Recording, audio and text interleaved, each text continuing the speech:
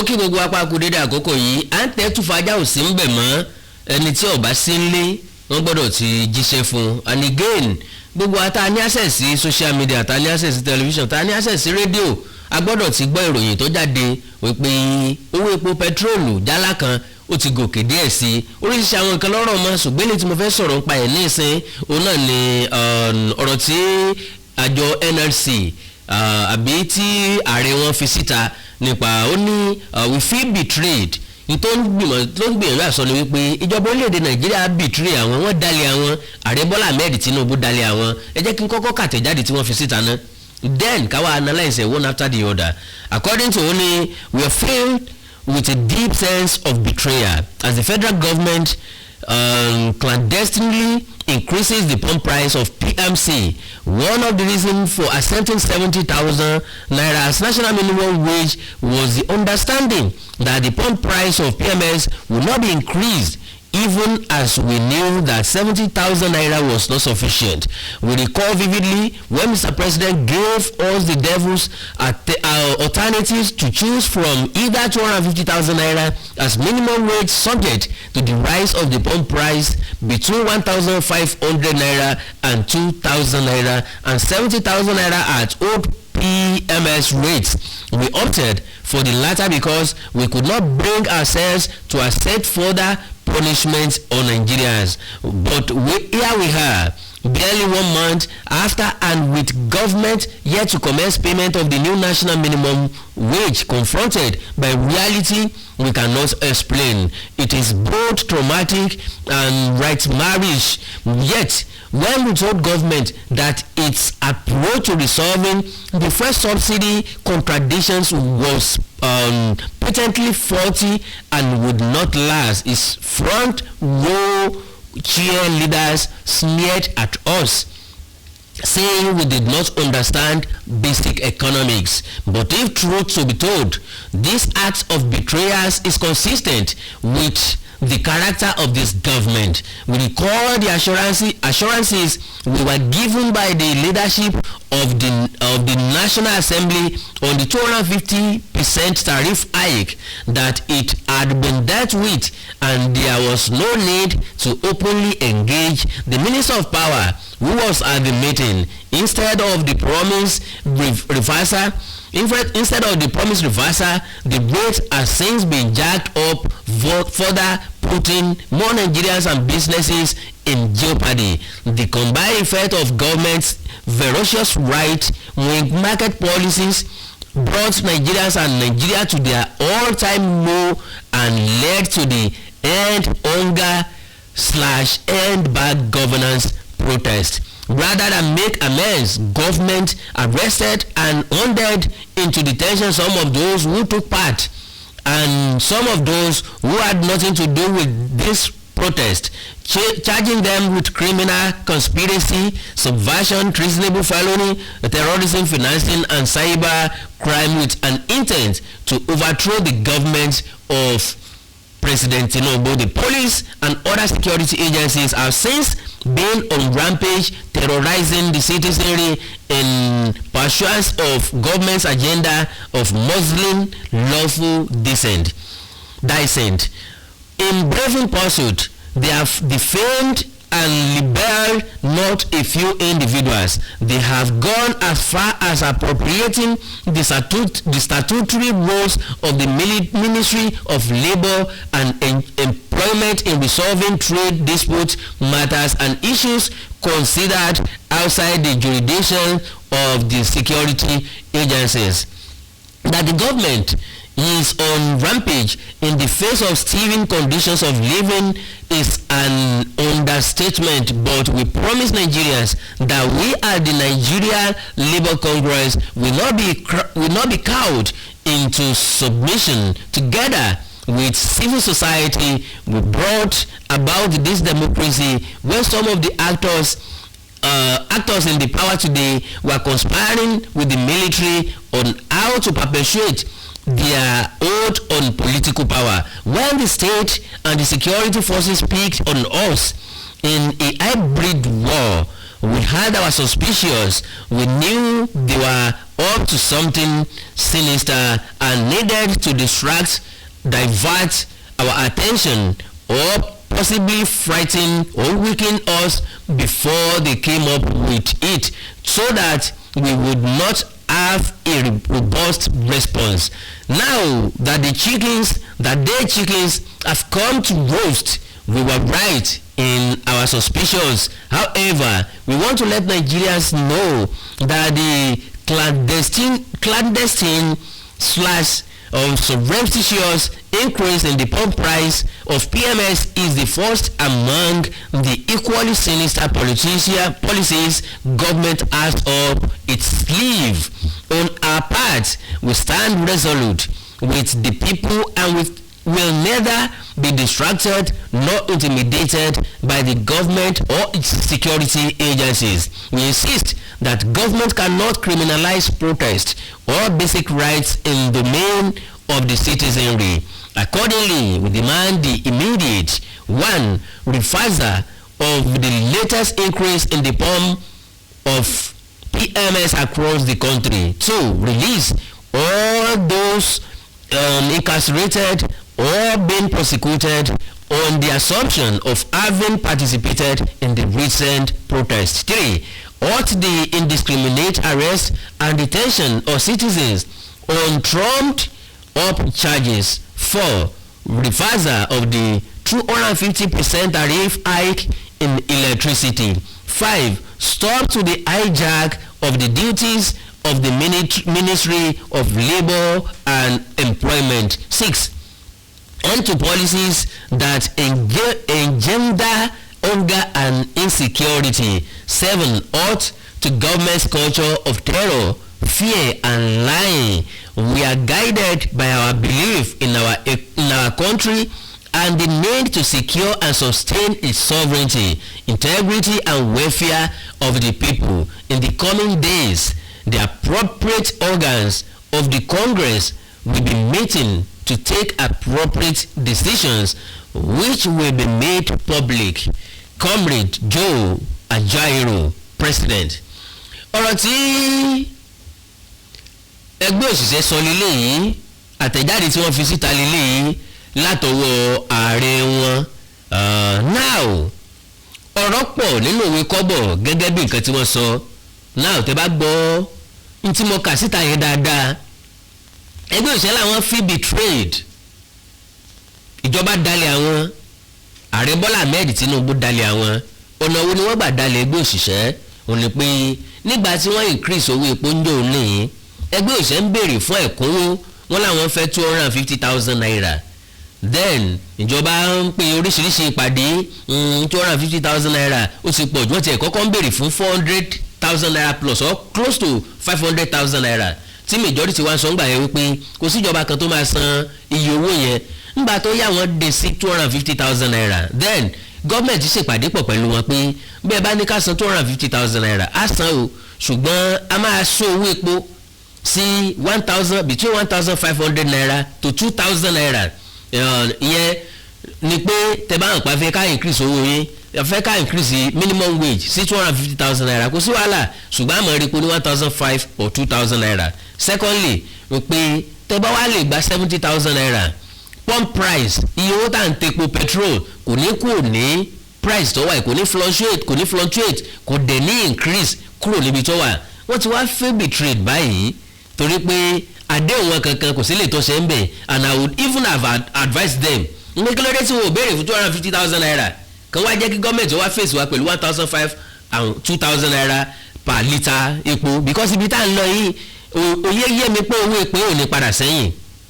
and láàrin ọ̀sẹ̀ bíi mélòó kan, láàrin oṣù bíi mélòó kan, epo yìí sì ń padà lọ sí in between 1,000, 1,200, 1,500. Náà jẹ́ ká wá béèrè lọ́wọ́ ara wa wípé kí ni hope wa gangan, kí ni tá à ń rì ní òun bẹ̀, kí ni hope wa tẹ́lẹ̀tẹ́lẹ̀, ìwọ la wá ń rì ní òun bẹ̀. A ti wà disappointed entirely as far as I'm concerned. Èmi nínú àwọn èèyàn kan o, mo wà disappointed totally in the government of Bola Ahmed Tinubu. Ṣé ló dàbí ẹni pé kí ni yẹn ti dàrú mọ́ lọ́wọ́? Yorùbá dẹ̀ sọ pé téèyàn bá mọ ibi tí ń lọ yẹ kó mọ ibi tó ti ń bọ̀. Yorùbá dẹ̀ sọ pé bíwájú ọba ṣe lọ mọ́ èèyàn máa ń padà sẹ́yìn. kì í ṣe embarrassment tẹ́yìn bá sọ wípé ok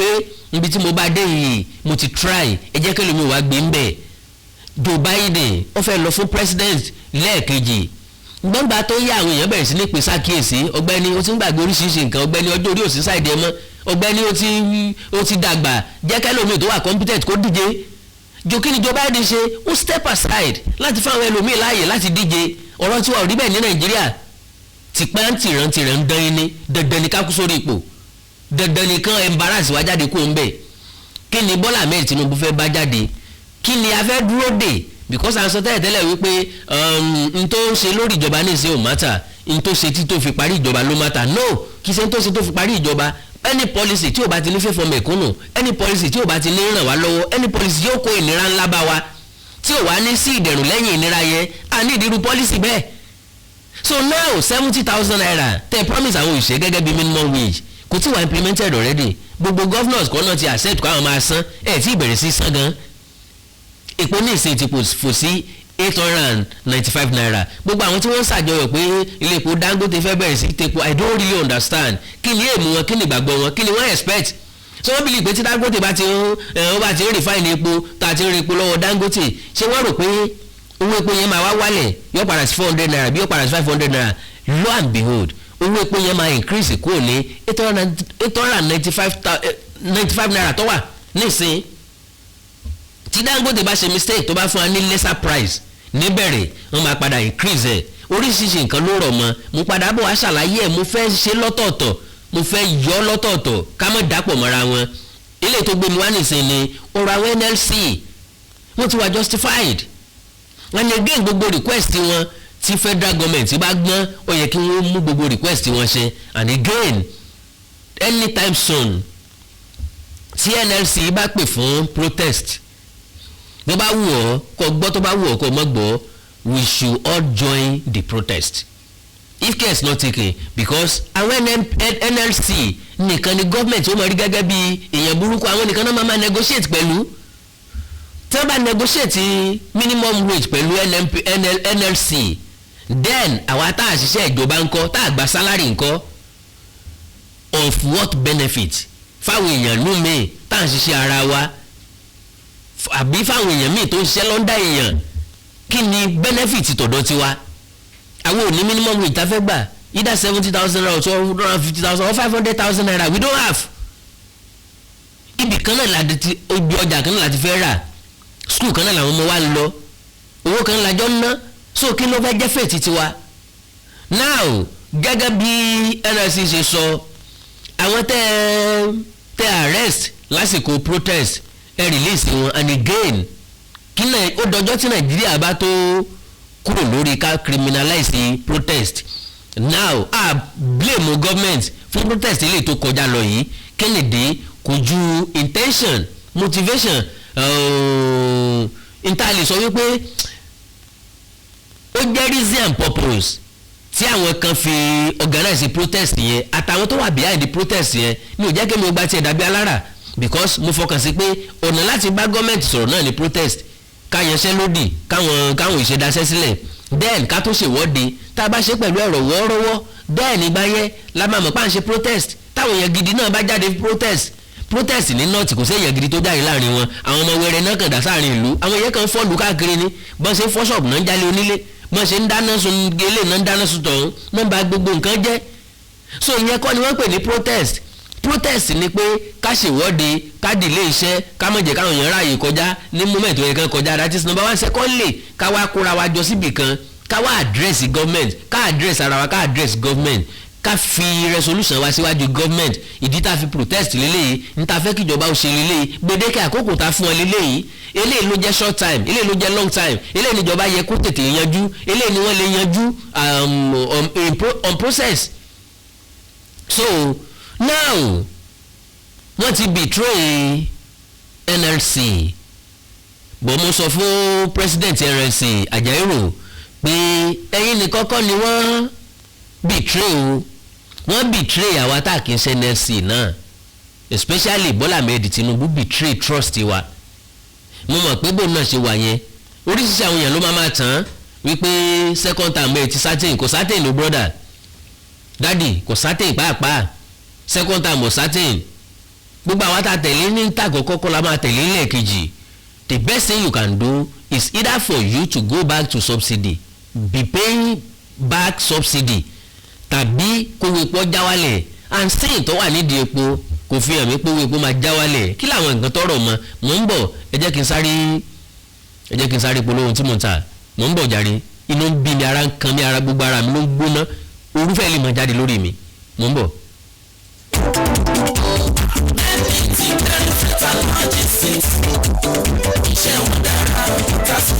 MDT Clearing, Freight and Logistics. Bá a ṣe kárí ayé ẹ̀yin ò lè ṣe yí wa. Cargo services wá dúró tán láti Nàìjíríà. A ó bá yín gbé nǹkan ránṣẹ́ sí àwọn èèyàn yín ní Europe, UK, US, Canada, Asia lọ bẹ́ẹ̀. Gààrí, epo pupa, ẹ̀gúsí, ẹja gbígbẹ, ìgbín, irú, àpọ̀n, aṣọ, ìlẹ̀kẹ̀, àwọn ìwé tó ṣe pàtàkì àti bẹ́ẹ̀ bẹ́ẹ̀ lọ. Kò tán síbẹ̀. MDT Clearing Services lékètéńté àṣẹ tó ń tẹ̀jọba tá a gbà. Ó mú àwọn èèyàn yìí wá láàyò láti port. Ọwọ́ kan ni MDT á clear kọ̀ńténà yín jáde fún yín. Bó ṣe kọ̀ńténà tó kún fún káà lóríṣiríṣi tàbí ohun mìíràn. Àwọn òṣìṣẹ́ wa kò lálá. Professionalism wa kò lẹ́gbẹ́. MDT doorstep delivery service náà gbẹ̀yìn. Níbikíbi lágbàáyé. Àwa gbé ọjà yín fún yín lẹ́nu ọ̀nà yín. MDT tún bá ní ìrajà. Product sourcing. Ìyẹn ni pé àárọ̀ yín lọ́wọ́ láti ra ohun tí ẹ fẹ́. Àá sì fi ránṣẹ́ sí yín ní kánmọ́ kóbó. Ní MDT Clearing, Freight and Logistics. Akájú ẹ̀,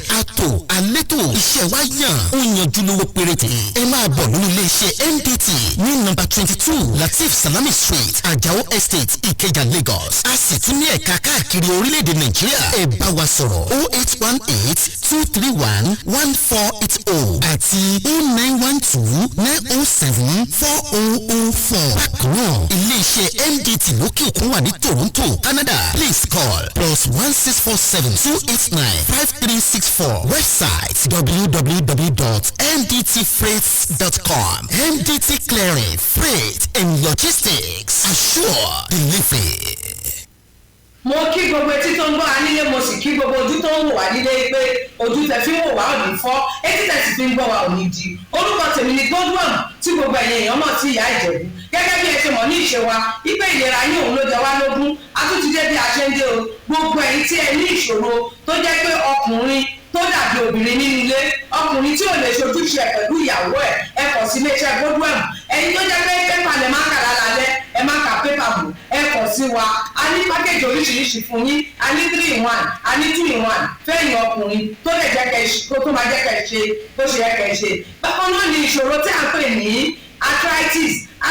yìí ó ń ṣọkùnrin ó ń ṣobìnrin, orúkún ríro, ìbàdí ríro, ọrùn ẹsẹ̀ ríro, ẹlòmíì ó lè jẹ́ osteoarthritis lónìí, ẹlòmíì rheumatoid arthritis, ẹlòmíì ìdẹ̀rẹ̀ kò ní lè bẹ̀rẹ̀ mú nǹkan lẹ̀, ẹlòmíì ò lè bẹ̀rẹ̀ kírun, ó ṣeé ṣe kó jẹ́ sciatica ni, ó ṣeé ṣe kó jẹ́ lumbar spondylosis ni, ẹlòmíì ìdẹ̀rẹ̀ arthritis ni. Tó bá ti di pé ìbàdí ń ro ẹ̀ ò lè bẹ̀rẹ̀, ẹlòmíì orúkún ríro, ẹlòmíì ẹsẹ̀ á máa gbóná, ẹlòmíì àpapọ̀ rẹ̀ á máa gbóná, ẹlòmíì ẹsẹ̀ á máa gbọ̀n, ẹlòmíì ara á máa tá, orí á máa tá, apákan ara máa tá. Ẹ kọ̀ sí iléeṣẹ́ Godwin ìyá Ìjẹ̀bú. Ẹlòmíì ò lè fojú ọwọ́ ẹ̀ báyìí, gbogbo ọwọ́ á máa ró. Gbogbo ẹ̀yin tẹ́ tí ń lò náà ẹ máa jẹ́rìí sí. Ẹ kọ̀ sí iléeṣẹ́ Godwin ìyá Ìjẹ̀bú. Bákan náà ni àwọn èèyàn tó ń tọ̀ ìtọ̀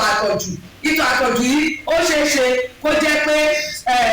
prostate enlargement ni. Fún ẹ̀yin ọkùnrin tẹ́tí lé lọ́mọ ogójì ọdún tẹ́ bá ní prostate enlargement, ẹ lè máa tọ̀ léraléra. Ẹlòmíì ò lè rí tọ̀tọ̀ rárá, ẹlòmíì ìdẹ̀rẹ̀ tó bá fẹ́ tọ̀ á máa ní ìrora, ẹlòmíì ìdẹ̀rẹ̀ kó tó dé tó máa tọ̀ sí tọ̀ ìtì máa jábọ́. Ṣùgbọ́n obìnrin ní á máa tọ̀ léraléra kó tó dé tó máa tọ̀ sí tọ̀ ìyá ti máa jábọ́. Ó ṣe é ṣe kó jẹ́ weakness of bladder làwọn ní, àbí kó jẹ́ infection, àbí kó jẹ́ diabetes insipidus tí a mọ̀ sí àtọ̀gbẹ. Ìyẹn náà lè fà á ká máa tọ̀ púpọ̀ jù. Ẹ kọ̀ sí iléeṣẹ́ Godwin ìyá Ìjẹ̀bú. Èyíkéyìí tó lè fà á kẹ́ ẹ máa tọ̀ púpọ̀ jù ara iṣẹ́ wa ni, lára iṣẹ́ tèmi jogún látọ̀dọ̀ bàbá mi. Àtọ̀jú yín gbogbo ẹ̀ ó sì padà sí àyè ẹ̀ bó ṣe tó àti bó ṣe yẹ. Bákan náà ni àwọn tó ní hepatitis ohun inú ẹ̀dọ̀ ni. Ṣùgbọ́n tí hepatitis bá ti pẹ́ lára, ó lè ba ẹ̀dọ̀ jẹ́, ó lè fà á kéèyàn ní enlarged liver, ó lè fa oríṣiríṣi ìṣòro sí ẹ̀dọ̀ yẹn. Ẹlòmíì á máa ní àmì bí kínú máa dùn, bí kójú máa pọ́n, kítọ̀ ẹ̀ máa pọ́n. Ẹlòmíì ìdẹ̀rẹ̀ kò ní rámì rárá, bóyá lọ ṣàyẹ̀wò wá kàn sọ fún pé ó wà positive, ẹ kàn sí wa. Ẹlòmíì ìdẹ̀rẹ̀ ó lè jẹ́ liver cirrhosis lòun ní, èyíkéyìí tí ẹ ó ìbàjẹ́, ẹ kàn sí iléeṣẹ́ Godwin ìyá Ìjẹ̀bú. Bí mo ṣe sọ̀rọ̀ yìí tẹ́ ní prostate, ó ni ó jẹ́ prostate cancer ni ẹ kọ̀ sí wa pẹ̀lú ògbọ́n ọlọ́run ẹ̀ lè rí bákan náà mọ́ mo ti sọ fún yín gbogbo ìṣòro yòówù kẹ́yìn ewé àtẹ̀bò kan mélé tí àwọn bàbá wa ń lò láyé àtijọ́ tá a ti gbé kalẹ̀ lọ́nà ìgbàlódé tó sì ṣe bẹbẹ lágbára òun là ń lò fún ọmọdé àti àgbà ẹ kàn sí wa ẹ ní kábàámọ̀ pẹ̀ ṣe bẹ́ẹ̀ ẹ̀rọ ìbánisọ̀rọ̀ mi ní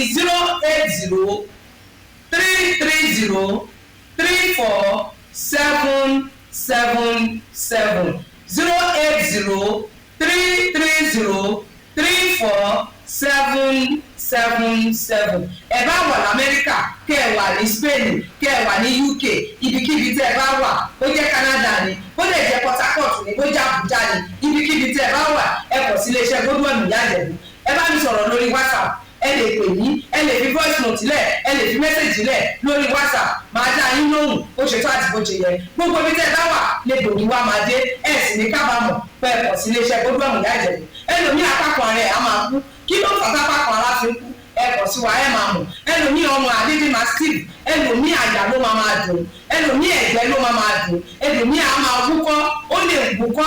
kókó ti wà lẹ́nu ẹ̀ tipẹ́tipẹ́ tí ò sì ní lọ ẹlòmíì ìjẹ̀lẹ̀ ó máa ní ìṣòro àti breathe in oxygen breathe out carbon dioxide àwa máa ní ìṣòro á máa ní kàtà gbogbo ìgbà kí ló fà ó ṣeéṣe kó jẹ́ asthma ni ó ṣeéṣe kó jẹ́ bronchitis ó lè ṣeéṣe kó jẹ́ pneumonia cough ìwọ ní tó bá ti kàn sí wa èyí tó bá jẹ́ nínú ẹ̀ ló máa dìtámì irú egbògi tá a lè kẹ̀rà láti lè ṣe wa ẹ ṣe mọ̀ mo ti sọ fún yín o ẹ̀rọ ìbánisọ̀rọ̀ wa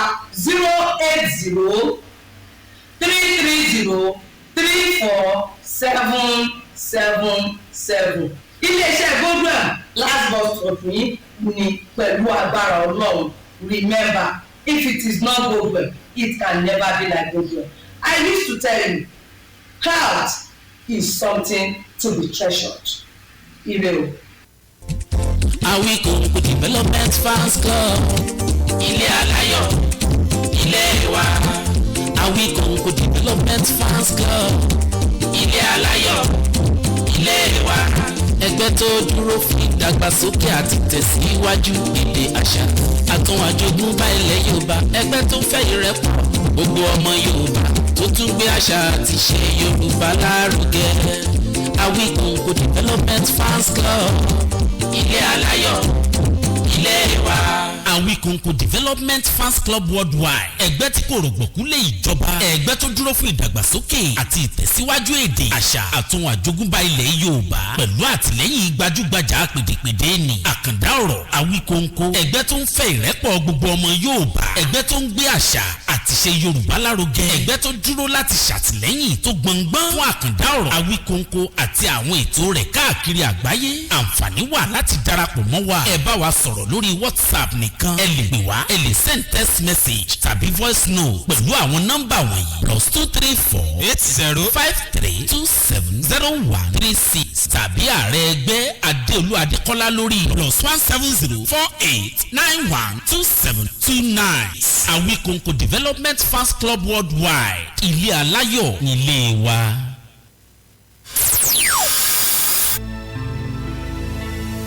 ẹ̀rí ló kú sàrẹ́kẹ̀kẹ́ ẹ̀fọ́ ló kú tiwotiwo ògbólógbò àgbàdókù tòun ti wùrà pa lọ́rùn lọ́dún bá fọ́ mi là nígbà tí wọ́n fi àtàkùn àyè tí wọ́n fi ògèdè gbó rẹ̀ lọ́rùn ó ní ìyá ó ní mo gbọ́ ó ní gbígbọ́ tí mo gbọ́ olórí mi ni ò jẹ́ jẹ́ wọn ibi tójú rí àyà mi ni ò gbé ẹnu ọ̀gbọ́dọ̀ sọ lọ́wọ́ ayé o.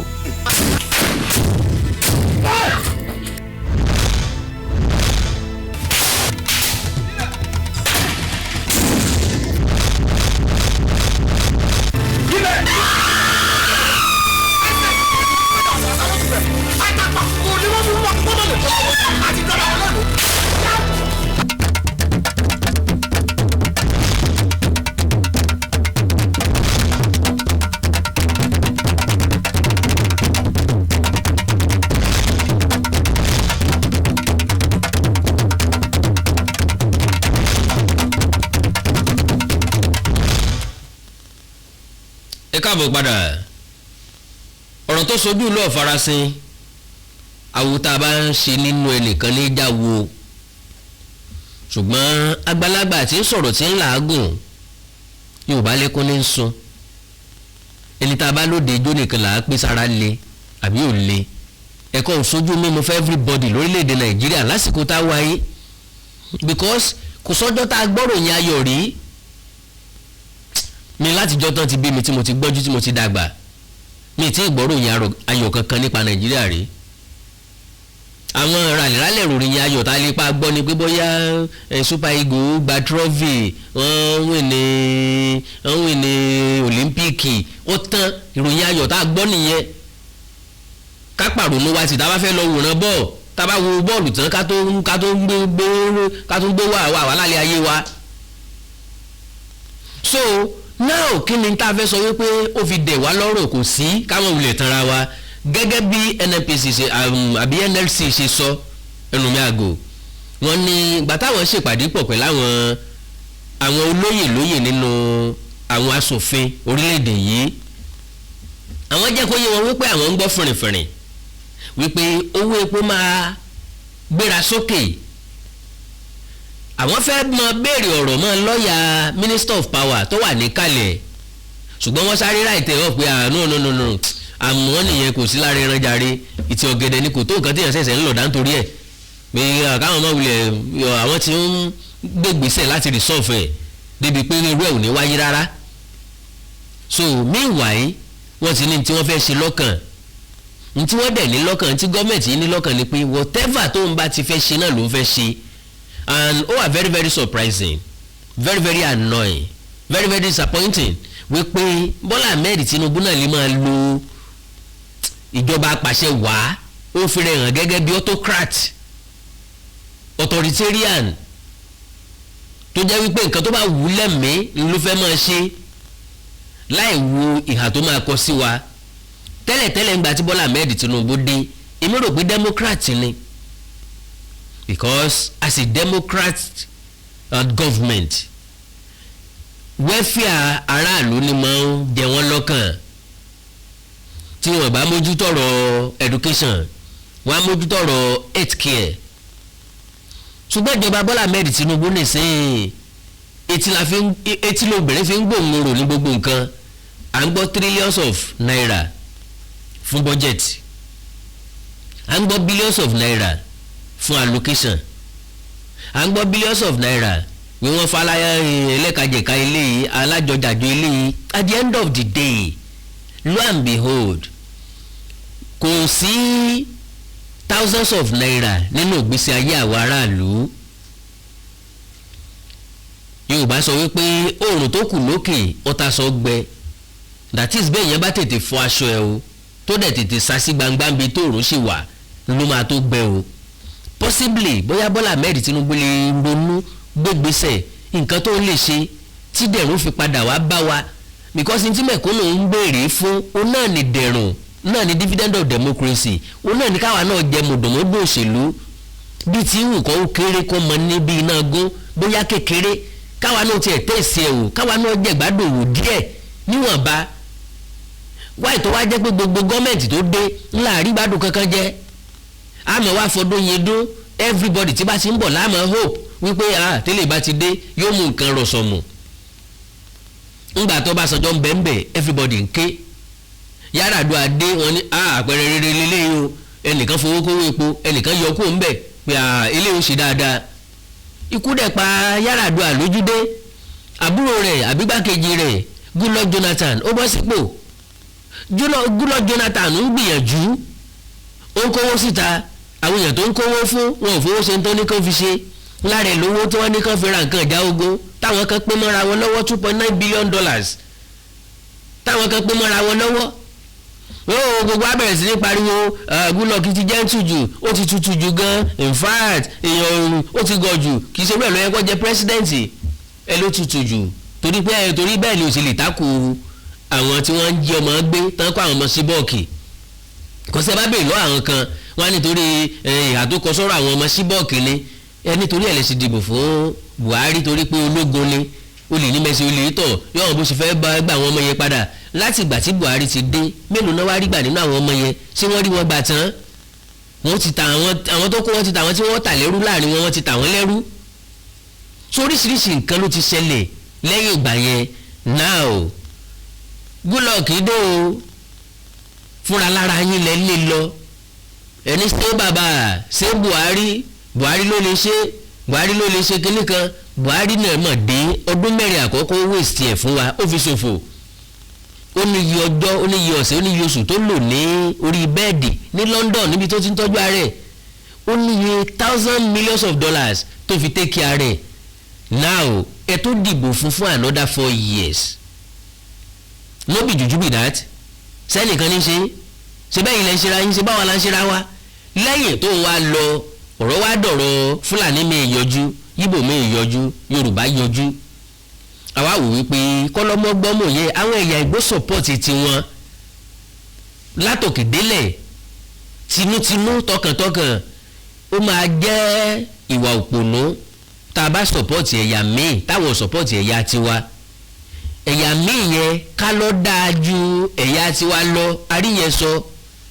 ká ló lọ́gbọ́n ó níyè nú ó nílàákàyè ó nímọ̀ ju tiwa lọ ìbásàn ká ló lákọọ́lẹ̀ ká ló láṣẹ́lẹ̀ tí jẹ́ àbọ̀ wá bá ìbásàn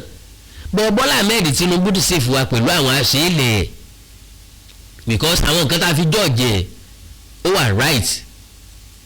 a jọ́ọ̀jẹ̀ rightfully òun ló fún wa ní otherwise ní issue of Lagos State Bọ́lá Ahmed Tinubu gbìyànjú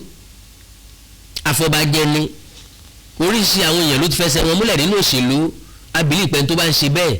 àti ṣèjọba orílẹ̀-èdè kò yẹ kó ní lára because ó ti wà lójú ọ̀nà tẹ́lẹ̀tẹ́lẹ̀ ń tá a fi dìbò fún nìyẹn so a sì nǹkan kan ṣe rárá kì í ṣe pé bóyá a sì dìbò yàn olú ẹ̀sẹ̀ ń proof ààrẹ fún wa ẹ̀sẹ̀ ń jẹ́wọ́ ààrẹ fún wa ní bí nǹkan ò bá lọ déédéé kó sọ fún wa pé ò lọ déédéé bágbá rẹ̀ ò bá ka mọ́ kó jáde síta láti sọ fún wa págbá rẹ̀ ò ka mọ́ a fẹ́ mọ reality tó wà behind the subsidy lóòótọ́ la ṣe san subsidy ní àbá ṣe subsidy mọ́ so lo and behold kí wọ́n gbà àkókò yín púpọ̀ jù ọ̀rọ̀ tí àwọn ẹgbẹ́ òṣìṣẹ́ sọ òní wípé ìgbésẹ̀ táwọn ó gbé àwọn òfin síta láìpẹ́ ni mo wá ń sọ sílẹ̀ fún ọ wípé gbẹ́gbẹ́ òṣìṣẹ́ bá sọ pé àwọn ó daṣẹ́lẹ̀ gbogbo ilé iṣẹ́ pátápátá ló yẹ kó jọ ìwọ̀n àtàn bá tí protest kankan bá fẹ́ wáyé lo and behold gbogbo aló yẹ ká jọ yín protest this time around because àti nírìsì tá a fẹ́ protest unlike ńgbà tẹ́lẹ̀ kan dédé ń sọ wípé ó fẹ́ protest lélẹ̀ tó túmọ̀ sí pé kò sẹ́ni tó lè write it off pé October 1st protest máa wáyé now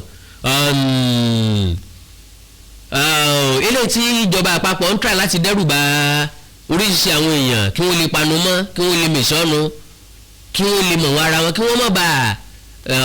tako ìjọba tí ń bẹ lóde gbogbo àwọn kan yóò make sense kò dẹ̀ lè lọ títí lórúkọ rẹ̀ ń jẹ́ títí ìgbà tí màá fi padà wá ẹ jẹ́ kí n sáré yọ̀ǹda yín fúngbà díẹ̀ ẹ like ẹ follow page mi lórí Facebook Awikonko TV Awikonko live Àkàndá Ọ̀rọ̀ Awikonko ẹ subscribe sí YouTube channel mi Àkàndá Ọ̀rọ̀ Awikonko TV Àkàndá Ọ̀rọ̀ Awikonko TV àti Awikonko TV pẹ̀lú ẹwà èdè Yorùbá TV bẹ́ẹ̀ bá wà ní nǹkan pàtàkì tẹ́ fẹ́ kájọ sọ ẹ já sọ lórí WhatsApp nìkan +234 904 851 9362 +234 904 851 9362 èdè àti àṣà Yorùbá ò ní wọmi orílẹ̀-èdè Yorùbá ò ní dàrú ìlú ẹnì kọ̀ọ̀kan wa yóò tòrò mẹ́nimẹ́ni àjùwàṣe o.